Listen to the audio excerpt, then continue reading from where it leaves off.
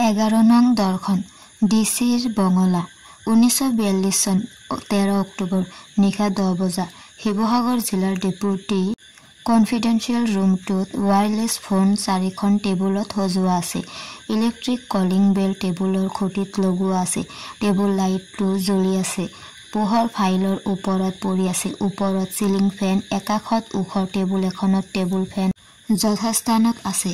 চাপৰাচিয়ে record file আদি সজাই থাকোঁতেই বাহিৰৰ পৰা কলিং বেল বাজে। চাপৰাচি ওলাই আহি ভিতৰৰ দুৱাৰেৰে ৱিন ৰুমলৈ যায়। তাৰ পাছত আকৌ সোমাই আহি বাহিৰলৈ যায়। লগত ইএচি পাচু গোপাল মুখাৰ্জী, দাৰোগা গাঁওবুঢ়া পুলিন বৰুৱাক লৈ পুনৰ প্ৰৱেশ কৰে। চাপৰাচি, আপোনালোক ইয়াত বহক, মই চাহাবক পঠিয়াই দিছোঁ। প্ৰস্থান। মুখাৰ্জী বহিল। দাৰোগাহঁত নবহা বাবে আপনাৰা দাঁড়িয়ে আছেন কেন? বসুন। দাৰোগা, স্যাৰ আপোনাৰ সমানে সমানে আমি বহিব নোৱাৰিম স্যাৰ, অন ডিউটি মই বহিবও নোৱাৰো। মুখার্জি, না না ও সব কিছু মনে করবেন না, আপনারা ব্রিটিশ গভর্নমেন্টের বিশ্বস্ত লোক, এখানে মান সম্মানের কোনো প্রশ্ন উঠতে পারে না। দাৰোগা, আগে তা বটে স্যার, আপুনি যেতিয়া পারমিশন দিছে আমি বহিম স্যার। গাঁওবুঢ়া, বহা। বড়ুয়া, বহক। মুখার্জি, ইন্সপেক্টর উনিকে চিনতে তো পারছি না। দাৰোগা, স্যাৰ এখেত শ্ৰীপুলিন বিহাৰী বড়ুয়া, 2 নং গন্ধকৰৈ গাঁৱৰ বাসিন্দা। এখেতৰ আচল ঘৰ গোৱালপাৰাত। সৰু পথাৰৰে ছোৱালী বিয়া কৰাই তাতেই আজীৱন ৰৈ গ'ল। স্যাৰ মই সুখেৰে কি ক'ম, ফাইলতে সকলো লেখা হৈছে। ফাইলটো সভক্তিৰে মুখাৰ্জীৰ সন্মুখত দিয়ে। মুখাৰ্জী মেলি লৈ পঢ়িবলৈ ধৰিলে। পেণ্ডুলাম ঘড়ীত 11টা বজাৰ ঘণ্টি পৰে। এনেতে মিষ্টাৰ কেম্বল, এণ্ড্ৰু হামফ্ৰে, CIEৰ প্ৰৱেশ। আটাই চকীৰ পৰা উঠি চেলুট দিয়ে। গাঁওবুঢ়াই আঢ়ুকাৰী চাহাবক সেৱা কৰে। হামফ্ৰে সিংহাসনৰ দৰে চকীখনত বহে। মুখত তৃপ্তিৰ হাঁহি। Please take your seat. আটায়ে বহে। Mister Mukherjee. Mukherjee, yes my lord. Humphrey, আপনি সব কথা বুঝিয়ে দিয়েছেন না? মুখার্জি, আমি সমস্ত কথা ইন্সপেক্টরকে তন্ন তন্ন করে পরিষ্কারভাবে বুঝিয়ে দিয়েছি। দাৰোগা, ইয়েস মাই লৰ্ড, মেজিস্ট্ৰেট সাহাবে বুঝাই দিছে। হামফ্ৰে, মই অল্প অল্প অসমীয়া ভাষা ক'ব পাৰোঁ। আপুনি মিষ্টাৰ পুলিন বৰুৱাকে জিজ্ঞেস কৰিছিল নেকি? দাৰোগা, ইয়েস মাই লৰ্ড। পুলিন বৰুৱাই আখৰ চিনি পাইছে। তেখেতে সমস্ত কথা নিজ মুখে ক'ব। Humphrey, very good mister Pulin Barua, I am very happy. Young people must face the world with courage. ডেকা মানুহ সাহস থাকিবই লাগিব। মুখাৰ্জীৰ পিনে চালি। মুখাৰ্জী সমৰ্থন কৰি, yes my lord. Humphrey, mister Barua আপুনি কি জানে কওকচোন, আপুনি অসমীয়াত ক'লে মই বুজিব পাৰিব। পুলিন থিয় হৈ চালাম দি চাহাব। হামফ্ৰে, আপুনি বসি বসি ক'ব পাৰিব, I am Euro friend. Pulin, হ'ব ছাৰ, মই থিয় হৈয়ে ক'ম। দাৰোগা, কওক, থিয় হৈয়ে ক'ব বিচাৰিছে মাই লৰ্ড। হামফ্ৰে হাঁহি, ঠিক আছে ক'ব পাৰে। পুলিন, 9 অক্টোবৰ ৰেল দুৰ্ঘটনাৰ আগতে 3 অক্টোবৰৰ নিশা সৰু পথাৰৰ কংগ্ৰেছ অফিচত এখন গুৰুত্বপূৰ্ণ মিটিং হয়। মুখাৰ্জী, লগে লগে লিখি যাব। পুলিন, সেই মিটিংখন আহ্বান কৰিছিল কুশল কোঁৱৰে। তেওঁ পণ্ডিতজী বৈকুণ্ঠ সিঙলৈ এখন চিঠি লিখিছিল। তাৰিখ 2 অক্টোবৰ। মুখাৰ্জী, চিঠিখানা? দাৰোগা, ফাইলতে আছে ছাৰ, ইনভেলপ এটাৰ ভিতৰত। কৈ যাওক বৰুৱা। পুলিন, 3 অক্টোবৰৰ ৰাতিপুৱা বৈকুণ্ঠ সিঙে আমাক সকলোকে তাত উপস্থিত থাকিবলৈ কয়। তেখেতৰ অনুৰোধ মতে শংকৰ বৰুৱা, হোৰেণ ফুকন, পুকৌ শইকীয়া, ঘনশ্যাম শইকীয়া আদিৰে সৈতে মই নিশা 12 বজাত উপস্থিত হৈছিলোঁ। এই মিটিঙত কুশল কোঁৱৰৰ প্ৰস্তাৱ মতে ৰেলৰ লাইন উঠাবলৈ সিদ্ধান্ত হ'ল। ৰেল লাইন বৰবাদ কৰাৰ দায়িত্ব দিলে 3জনক। বৈকুণ্ঠ সিং হ'ল দলপতি আৰু শংকৰ বৰুৱা, হোৰেণ ফুকন হ'ল উপদলপতি। মোক দায়িত্ব দিলে পহৰা দিবলৈ। পুলিচ আহিলে বতৰা দিম বুলি 10 বেটাৰীৰ টৰ্চ এটা হাতত লৈ চাংপুলৰ ওপৰৰ পথাৰত লুকাই থাকিলোঁ। পহৰাৰ মাজতে এবাৰ আহি শংকৰ বৰুৱা, বৈকুণ্ঠ সিং, হোৰেণ ফুকনক লগ ধৰি ক'লোঁ, আমি গান্ধীবাদী মানুহ, অহিংসাৰ পূজাৰী, এনে কামে গান্ধী মহাত্মাৰ কলংক নানিবনে? তিনিওজনে মোক শলাগিলে। শংকৰ বৰুৱাই ক'লে, কোঁৱৰ আমাৰ নেতা, তেওঁৰ অৰ্ডাৰ আমি মানিবই লাগিব। হামফ্ৰে ফাইল খুলি চিঠিখন ইনভেলপৰ পৰা উলিয়াই কয়, এই লেটাৰটা কুশল কুঁৱৰৰ। পুলিন, পঢ়ি হয় চাহাব। হামফ্ৰে, এই লেটাৰটাৰ বেক চাইডে লিষ্ট একঠো কৰা আছে। এই অক্ষৰ আৰু লেটাৰৰ অক্ষৰৰ তফাত আছে। বেক চাইডে কোনে লিখিছিল? পুলিন, হুৰেন ফুকনে কৈ আছিল আৰু কুশল কোঁৱৰে লিখি আছিল হামফ্ৰে বাট অক্ষৰগুলি এজনৰ হ'বই নোৱাৰে mister Mukherjee what is your opinion about the letter Mukherjee yes my lord I agree with you দুজনেৰ হাতেৰ অক্ষৰ বলে আমাৰ মনে হয় ইন্সপেক্টৰ হুৰেন ফুকনো শংকৰ বৰুৱাও বৈকুণ্ঠ সিংহকে এৰেষ্ট কৰেছেন দাৰোগা স্যাৰ তেওঁলোক আন্ডাৰগ্ৰাউন্ড হয়েছে এখন ফেৰাৰি কৌক বৰুৱা পুলিন তাৰপিছত ফিছ প্লেট খোলা হল ডিনামাইটৰ তাৰত কুশলে জুইহলা মাৰিলে সৰু পথাৰৰ পৰা আহি থকা ৰেলখনৰ বহু দবা উৰি গ'ল আমি নিশাতে পলাই আহি ঘৰত শুই থাকিলোঁ হামফ্ৰে শংকৰ বৰুৱা হুৰেন ফুকন আউৰ বৈকুণ্ঠ সিং পুলিন তেওঁলোক কলিকতালৈ যোৱা বুলি মোৰ অনুমান হয় মুখাৰ্জী এই তিনিজন কেলকাতা গেলো বাকী সব কোথায় গেল পুলিন ঘৰে ঘৰে শুই থাকিলোঁ ওৰে নিশা মোৰ টোপনি নাহিল স্যাৰ মুখাৰ্জী কেন পুলিন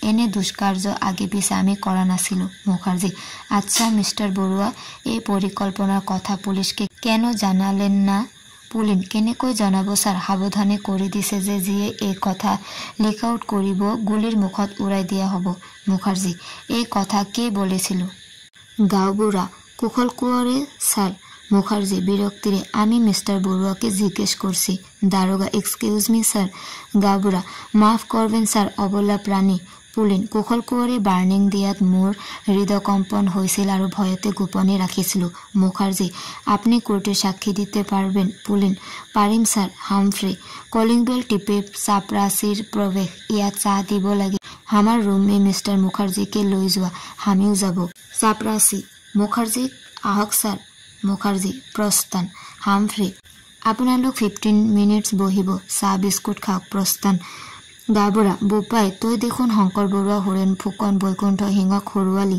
পুলিন দাইটি তোমালোকৰ নাম মই ক'ব নোৱাৰিম তিনিওজন দুৰ্দান্ত লোক মোক গুলি কৰি মাৰিব হে ধৰ্মভীৰু কুশলক পেলালো মইতো বাচিব লাগিব দাৰোগা গাঁওবুঢ়া বৰুৱাই ঠিকেই কৰিছে যিহেতু শংকৰ বৰুৱাহঁতক এতিয়াও ধৰিব পৰা নাই ধৰিব নোৱাৰাটো পুলিচ ডিপাৰ্টমেণ্টৰ ডিসক্ৰেডিট এফিচিয়েন্ট পাৰ্সন নহয় বুলি মোক ডিগ্ৰেড কৰাৰ ভয়ো আছে পুলিন বৰুৱাই উভয় কুলকে ৰক্ষা কৰিছে গাঁওবুঢ়া সঁচা সঁচা ঠিকেই বোপাই তই জীয়াই থাক এডুখৰি ৰত্ন হ'ব পাৰিবি আগলৈ চাপৰাচি প্ৰৱেশ চাহ দিয়ে গুচি যায় দাৰোগা বৰুৱা কোৰ্টতো আপুনি কুশল কোঁৱৰে দুয়ো পিঠি লেখা বুলি ক'ব গাঁওবুঢ়া বোপাই প্ৰকৃততে চিঠিখনৰ পিছফালে কোনেনো লিখিছিল পুলিন ফুসফুসাই হুৰেন ফুকনে বৈকুণ্ঠ সিঙে কৈ আছিল আৰু হুৰেন ফুকনে একো কাগজ নেপাই চিঠিখনৰ পিছপিঠিত লিখি ল'লে নিশা যেতিয়া কুশল কোঁৱৰ ওলাই গ'ল তাৰপিছত আমি হে নিশালৈ বহি আলোচনা কৰি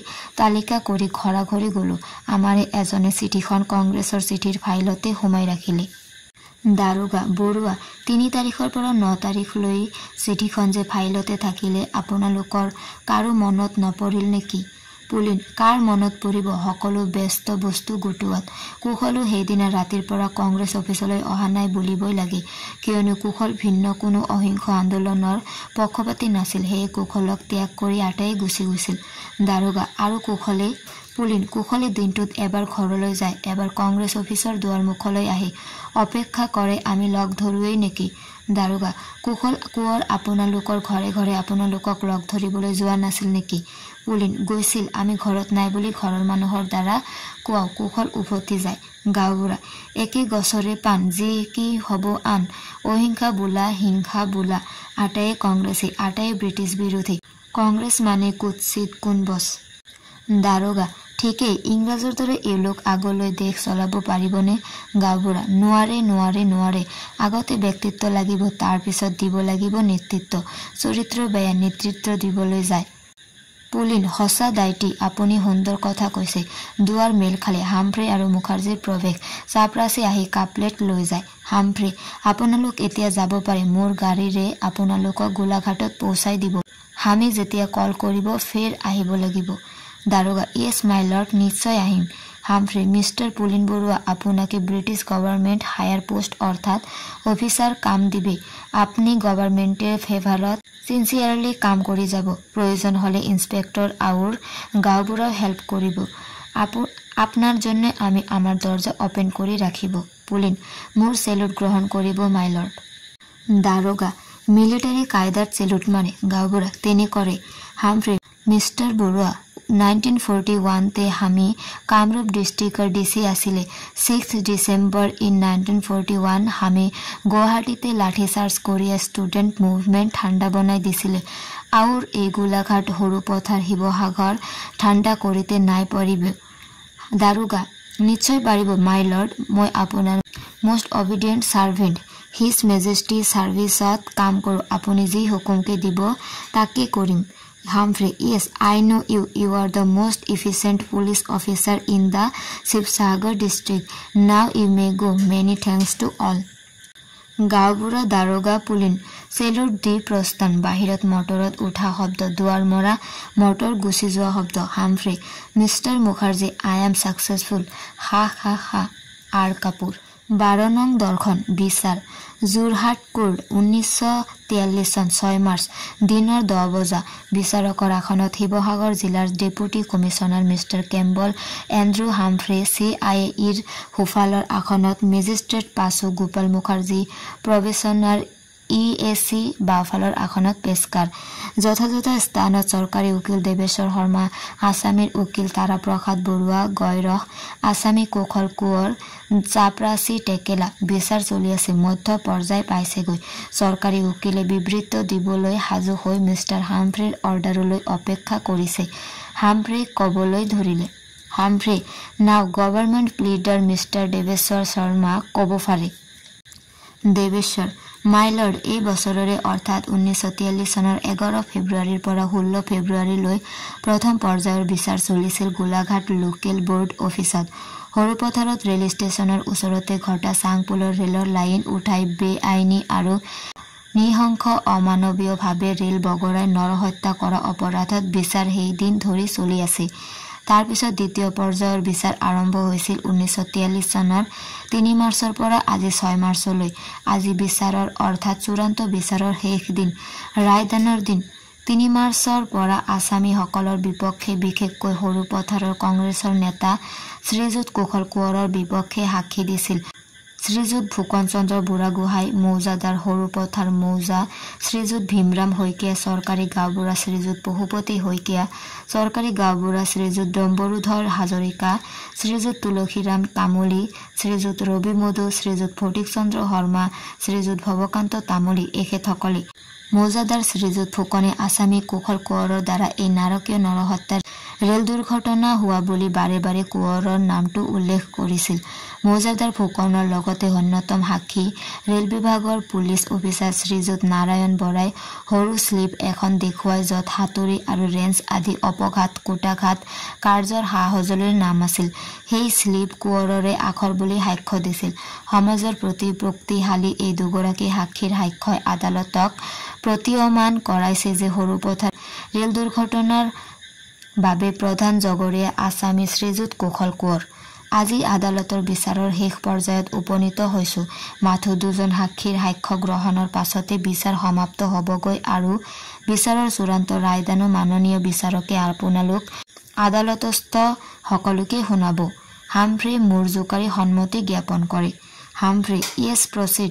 সাক্ষী হাজিৰ কৰিব লাগে কাকত পৰি ফাৰ্ষ্ট বৰমুখী গাঁওবুঢ়া নেপথ্যত চাপৰাচি টেকেলা বৰমুখী গাঁওবুঢ়া হাজিৰ বৰমুখী গাঁওবুঢ়া হাজিৰ বৰমুখী গাঁওবুঢ়া হাজিৰ গাঁওবুঢ়া হাজিৰ হৈ সালাম দিয়ে জনে জনে দেৱেশ্বৰ আপুনি শ্ৰী বৰমুখী গাঁওবুঢ়া হয় হুজুৰ মই মহামান্য চৰকাৰৰ গোলাম একান্ত ভৃত মোষ্ট অবিডিয়েণ্ট সাৰ্ভেণ্ট দেৱেশ্বৰ আপুনি শপত খাওক গাঁওবুঢ়া মই শ্ৰী বৰমুখী গীতা বাইবেল স্পৰ্শ কৰি গাঁওবুঢ়া মহামান্য চৰকাৰৰ সন্মুখত হিন্দুৰ গীতা আৰু বিলাতী চাহাবৰ যীশুখ্ৰীষ্টৰ বাইবেল চুই হাত সেৱা কৰি শপত ধৰ্মৰ নামত শপত খাও আদালতত যি কম সঁচা কম ন্যায় কম ধৰ্ম কম দেৱেশ্বৰ আপুনি হৰুপথাৰৰ ৰেল দুৰ্ঘটনাটোৰ বিষয়ে অৰ্থাৎ 9 অক্টোবৰৰ নিশা 1:52 ঘটা ৰেল লাইন উঠাই ৰেল বগৰোৱা দুৰ্কাৰ্যৰ বাবে আপুনি কাক সন্দেহ কৰে আৰু বা কাক জগৰীয়া কৰিব খোজে গাঁওবুঢ়া এই নিনন্দীয় কাৰ্য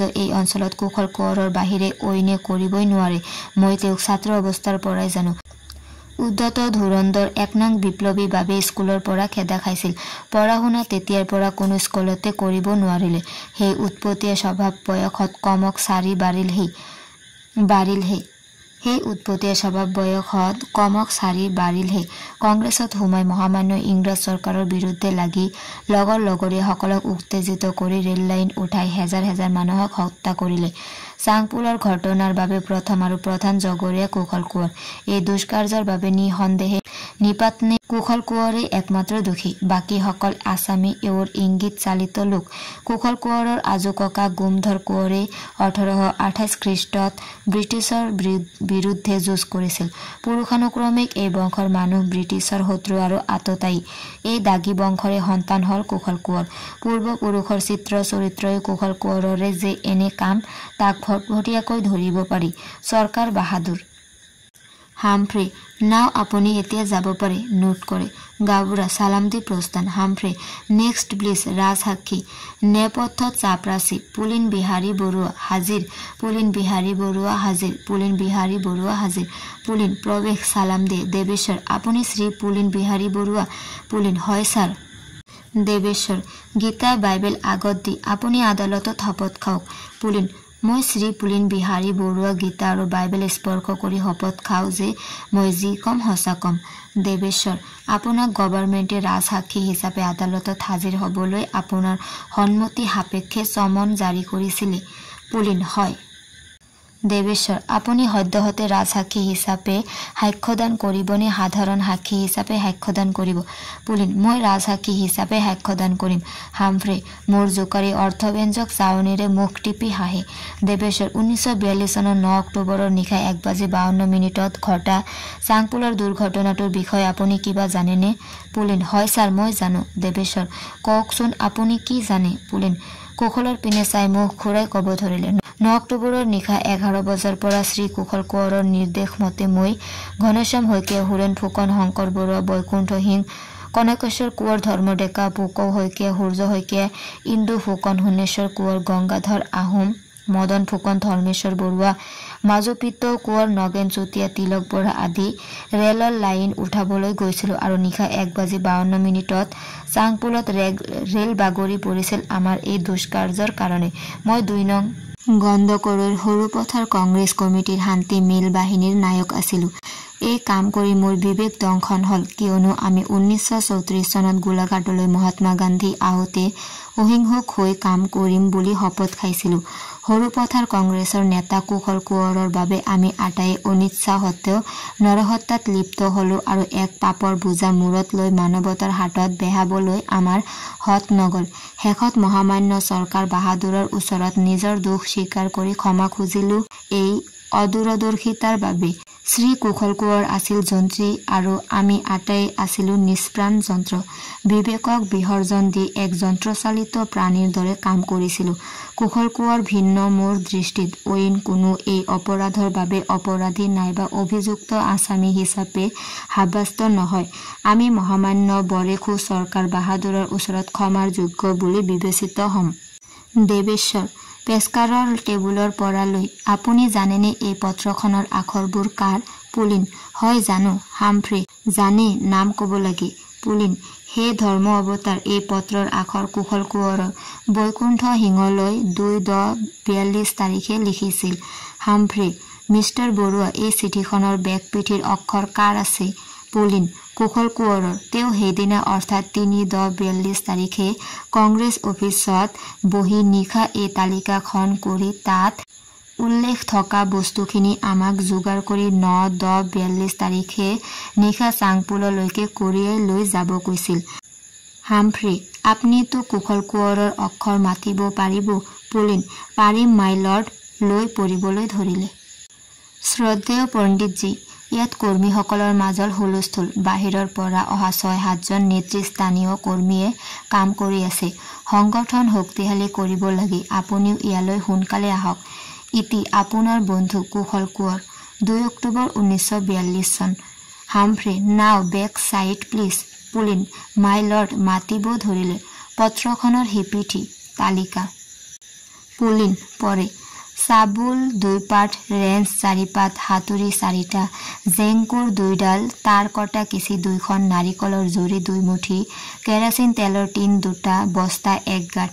হামফ্ৰে পাৰফেক্ট। এই লিষ্টটোৰ অক্ষৰ কাৰ আছে? পুলিন মাই লৰ্ড কুশল কোঁৱৰৰ হাতৰ আখৰ। Tara Prasad my lord with due permission I say ৰাজ সাক্ষী পুলিন বৰুৱাৰ সমস্তকে বিভ্ৰান্তিকৰ আৰম্ভণিৰে পৰা লক্ষ্য কৰিছো শ্ৰী বৰুৱাই এখন নতুন নাটকৰ ৰিহাৰ্সাল কৰিছে ৰিহাৰ্সালত তেওঁ অন্য ৰোল কেৰেক্টাৰৰ প্ৰক্সি মাৰিছে গতিকে পাৰফৰ্মেন্স পাৰফেক্ট হ'ব বুলি বিশ্বাস কৰিব নোৱাৰি Deveswar my lord this is a court not public stage Humphrey yes I agree with you this is a respectable court Tara Prasad yes my lord I know very well ৰাজসাক্ষী পুলিন বৰুৱাৰ ৰাজসাক্ষ্য দানত যি অভিনয় কৰিলে মোৰ শেক্সপিয়াৰৰ উথেলো নাটকৰ ইয়াগুলৈ মনত পৰিছে আৰু লগতে মনত পৰিছে জুলিয়াছ চিজাৰ নাটকৰ ব্ৰুটাছলৈ হামফ্ৰে হাঁহি চেপি ৰাখি কৃত্ৰিম গাম্ভীৰ্যৰে হোৱাই তাৰা প্ৰসাদ মাই লৰ্ড মই এতিয়াও ডিসাইড কৰিব পৰা নাই ৰাজসাক্ষী শ্ৰীযুত পুলিন বিহাৰী বৰুৱা ইয়াগু চৰিত্ৰৰ বাবে উপযুক্ত অভিনেতা হ'ব নে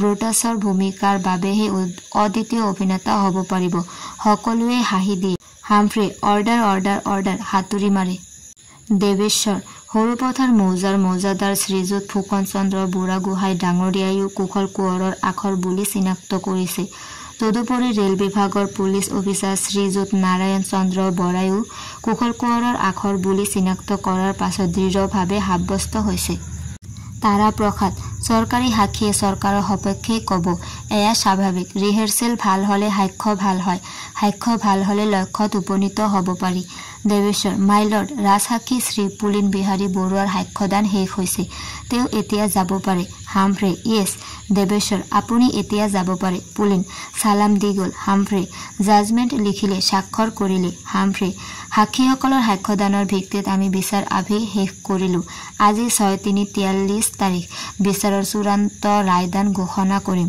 সকলো উদ্বিগ্ন শুনিবলৈ শ্ৰী কুশল কোঁৱৰ আপুনি 10/10/42 তাৰিখে পুৱা 1:52 সৰুপথাৰ ৰেল ষ্টেচনৰ ওচৰৰ চাংপুলত ৰেল লাইন উঠাই মানুহৰ নতুন আৰু ৰাজ সম্পত্তি বিনষ্ট কৰাৰ অপৰাধত আপোনাক আদালতে দোষী সাব্যস্ত কৰিছে বিচাৰত আপুনি প্ৰধান দোষী বুলি প্ৰমাণিত হৈছে আপোনাৰ কিবা বক্তব্য থাকিলে ক'ব পাৰে কুশল মাননীয় বিচাৰক আদালতে মোক যি দোষত অভিযুক্ত কৰি দোষী বুলি সাব্যস্ত তথা প্ৰমাণিত নকৰক ন্যায়ত ধৰ্মত মই নিৰ্দোষী মই মানুহৰ অমূল্য জীৱনক লৈ কাহানিও হেতালি খেলা নাই মই সত্যৰ সেৱক অহিংসাৰ পূজাৰী মহামানৱ মহাত্মা গান্ধীৰ মন্ত্ৰ শিষ্য আজি বিচাৰৰ নামত এখন সুন্দৰ ভাওনা দেখিলো মই আজীৱন স্বধৰ্মতে থাকিলো কিয়নো স্বধৰ্মে নিধনং শ্ৰেয় পৰধৰ্মে ভয়াবহ স্বধৰ্মমতে নিশেষ হৈ যাম তথাপি স্বধৰ্ম কোনোকালে ত্যাগ নকৰো মানুহৰ বিচাৰ মানুহেই কৰে কিন্তু ধৰ্মৰ বিচাৰ ধৰ্মই কৰিব Humphrey Kushal Konwar under section 126 Indian railway act under section 35 defence of Indian act under section 109 Indian penal codes ordinance 3 of 1942 অনুসাৰে অৰ্থাৎ ভাৰতীয় ৰেলৱে আইনৰ 126 ধাৰা ভাৰত ৰক্ষা আইনৰ 35 ধাৰা ভাৰতীয় দণ্ডবিধি আইনৰ 109 ধাৰা আৰু অধ্যাদেশ নং 3 1942 চনৰ মতে আপুনি দোষী আৰু অভিযুক্ত আসামী সেই নিমিত্তে আদালতে বিচাৰ কৰি আপোনাক ফাঁসীৰ হুকুম দিছে সাউণ্ড ইফেক্ট কুশল মোৰ আজি এই মুহূৰ্ততে মনত পৰিছে বিশ্বকবি ৰবীন্দ্ৰনাথ ঠাকুৰৰ এফাকি কবিতালৈ আমি যে দেখিছি গোপন হিংসা কপট ৰাত্ৰি চাই হেনিছে নিসহায়ে আমি যে দেখিছি প্ৰতিকাৰহীন শক্তিৰ অপৰাধে বিচাৰৰ বাণী নীৰৱে নিভৃতে কাঁদে সশ্ৰদ্ধ নমস্কাৰ জনালে তথাকথিত মহামান্য বিচাৰকক হামফ্ৰেৰ প্ৰস্থান ঈশ্বৰৰ সেৱা জনালে পোহৰ ক্ৰমশ কমি আহিল আৰ কাপড় 13 নং দৰ্শন যোৰহাট জেইল 1943 চন 12 জুন সময়ৰ দিনৰ 1:30 বজা যোৰহাট জেইলৰ সেল এই সেলত কুশল কোঁৱৰ আছে হাতত গীতালৈ পৰি আছে হুৰ লগাই নিজান জেইল কম্পাউণ্ড সেলৰ কোঠাৰ ইটাৰ দেৱালত খুন্দা খাই গীতাৰ পদৰ প্ৰতিধ্বনি হয় এপিনে নিস্তব্ধ পৰিৱেশ তাতে দুপৰীয়া প্ৰখৰ ৰদ তাতে কাৰাগাৰ তাতে গীতাৰ অসমীয়া পদ হুমধুৰ কণ্ঠত যেন দৈৱকীৰ গৰ্ভত কৃষ্ণৰ জন্ম মথুৰাৰ কংস ৰজাৰ কাৰাগাৰত কুশল শ্লোক আবৃত্তি গীতা পাঠ কৰিছে ৰৈ থকা প্ৰভাৱতীৰ প্ৰৱেশ চকু হেমেকা প্ৰভাৱতী আপুনি দুখ নকৰিব বংশৰদেউ, দেশৰ কাৰণে আপুনি প্ৰাণ দিব। এয়া সৌভাগ্যৰ কথা, গৌৰৱৰ কথা। এই সৌভাগ্য ভগৱানে আপোনাক দিছে। ইমান মানুহ থাকোঁতে ভগৱানে আপোনাক এই কাৰ্যৰ বাবে বাছি লৈছে। প্ৰভাৱতীয়ে আৰু ক'ব নোৱাৰিলে। লাহে লাহে কণ্ঠস্বৰ কঁপি উঠিল, চকুলো বাগৰি পৰিল। প্ৰভাৱতীৰ কথাষাৰে যেন কোঁৱৰৰ মনত হঠাতে চেতনা আনিলে আৰু প্ৰভাৱতীৰ একেবাৰে কাষ চাপি আহিল। কুশল, সঁচা কথা প্ৰভা, মই ভাৰতবৰ্ষৰ কোটি কোটি মানুহৰ মুক্তিৰ অৰ্থে প্ৰাণ দিম। দেশৰ কাৰণে, মানুহৰ কাৰণে প্ৰাণ দিবলৈ পোৱাতকৈ জীৱনৰ ডাঙৰ সৌভাগ্য কি হ'ব পাৰে? গভীৰ স্বৰে ক'বলৈ ধৰিলে, তোমাক মই কৈছিলোঁ, দেশখন স্বাধীন হ'বলৈ হ'লে এচাম মানুহ মৰিবই লাগিব। পৰাধীন দেশৰ স্বাধীনতাৰ অৰ্থে মই প্ৰাণ দিম। মই মৰিম, দেশ থাকিব, দেশ স্বাধীন হ'বই। তোমাক আৰু খগেন নগেনক দেশে চাব।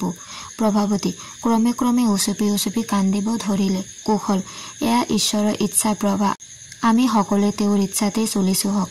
তেওঁ যি ভাল দেখে সেয়ে হ'ব। ইয়াত দুখ কৰিব লগা একো নাই। তদুপৰি মোৰ সাধনা পূৰ্ণ হৈছে। মই মহাপুৰুষ মহাত্মাৰ চৰণ চুই দেশৰ বাবে জীৱন বিসৰ্জন দিয়াৰ যি পবিত্ৰ কামনা কৰিছিলোঁ, ভগৱানে তাক পূৰ্ণ কৰিছে। যোৱাগৈ, সুখ দুখ সকলো ভগৱানৰ দান বুলি গ্ৰহণ কৰিবা। তোমাৰ স্বামীয়ে দেশৰ কাৰণে জীৱন দিছে, এই সান্তনাকে লৈ জীয়াই থাকিবা। স্থিত প্ৰজ্ঞ যোগীৰ দৰে কৈ যায়। প্ৰভাৱতী কান্দোনত ভাগি পৰে। প্ৰভাৱতী কান্দি থোকাথুকি মাতেৰে, দিনৰ দিনটো বৰা ধান খুন্দি চাউল উলিয়াই উৰে নিশা বহি তিল পিঠা, ঘিলা পিঠা, নাৰিকলৰ লাৰু কৰিলোঁ দুকুৰিমান। বাৰীতে আপুনি ৰোৱা মালভোগ কল দুআখি লৈ আহিছিলোঁ বহু আশা বুকুত বান্ধি। নিজ হাতে বংশৰদেউক শেষবাৰৰ বাবে খুৱাম, তাকো খুৱাবলৈ অনুমতি নিদিলে। দুৱাৰমুখতে টোপোলাটো থৈ আহিলোঁ। এই দুখেই মোক খুলি খুলি খাব ধৰিছে। কান্দে। কুশল কান্দি অধীৰ হৈ পৰা প্ৰভাৱতীৰ হৃদয় স্পৰ্শ কৰি হৃদয়ৰ সকলো আৱেগ ঢালি ক'লে, আৰু নাকান্দি, গহীন হৈ গ'ল। প্ৰভাৱতী এই বিদায়ৰ পৰত কিবা এষাৰ বাণী দি যাওক, যি বাণী মই আগলৈ মানুহক ক'ব পাৰিম। শেষ বাণী। মুখলৈ চাই ৰৈ গ'ল। কুশল, মই তোমাক আছতীয়াকৈ একো বাণী দি যাব নোৱাৰিলোঁ। মোৰ শেষ বাণী মাননীয় দেশ সেৱক গোপীনাথ বৰদলৈদেৱক কৈছোঁ। তেখেতে তোমাৰ দৰে মোৰ পৰা এটি বাণী বিচাৰিছিলে। তেখেতক মই কৈছোঁ এই বুলি, মোৰ দৰে সাধাৰণ মানুহ এজনে দেশৰ কাৰণে কি বাণী দিম? দেশৰ কাৰণে, দেশৰ কোটি কোটি জনতাৰ মুক্তিৰ বাবে মই নিজৰ জীৱন দিয়েই পূজা কৰি গ'লোঁ। মোৰ আশা এই যে দেশখন স্বাধীন কৰি এনে এখন দেশ গঢ়িব, য'ত দেশৰ প্ৰতিটো মানুহে দুসাঁজ ভাত, এসাঁজ কাপোৰ আৰু থকাৰ বাবে এটি পকা ঘৰ পায়। য'ত মানুহ, ধৰ্ম, কৰ্ম আৰু জাতি বৰ্ণৰ ওপৰত প্ৰতিষ্ঠা নহয়, সকলো এখন ভাৰতৰ সন্তান আৰু এজনা পৰম পিতাৰ সন্তান হিচাপে প্ৰতিষ্ঠিত হ'ব পাৰে। স্বাধীনতা অনাৰ বাবে আমি আটাইয়ে ত্যাগ স্বীকাৰ কৰিছোঁ হওক। স্বাধীনতা পোৱাৰ পাছতো যেন আমি ত্যাগী হৈ থাকিব পাৰোঁ, ভোগী হ'বলৈ যেন হাবিয়াস নকৰোঁ। এয়ে মোৰ বাণী, এয়ে মোৰ কাকুতি, এয়ে মোৰ মিনতি। আৰ কাপুৰ।